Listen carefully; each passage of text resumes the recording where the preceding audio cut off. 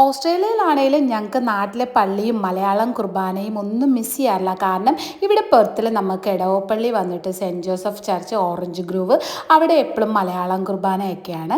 അപ്പോൾ നമ്മൾ അവിടെയാണ് ഇന്ന് ഓശാനയ്ക്ക് പോകുന്നത്. ഞങ്ങളെല്ലാവരും രാവിലെ തന്നെ റെഡിയായി.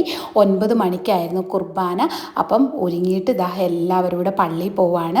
അപ്പം ഈ പള്ളിയെപ്പറ്റി പറയുകയാണെങ്കിൽ മലയാളികൾ പണിതൊരു പള്ളിയാണ്. അച്ഛന്മാരായിട്ട് അജിത്തച്ഛനും വിപിനച്ഛനുമാണ് ഇപ്പോഴത്തെ വികാരിയച്ഛനും കൊച്ചച്ഛനും.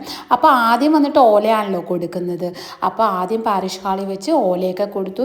എനിക്ക് കിട്ടിയ ഓല ഭയങ്കര മോശമായിരുന്നു ഗൈസ്. ഓശാന ഓല മോശമായാലും ആ വർഷം മോശമാണെന്നാണ് പറയുന്നത്. നമുക്ക് നോക്കാം കേട്ടോ.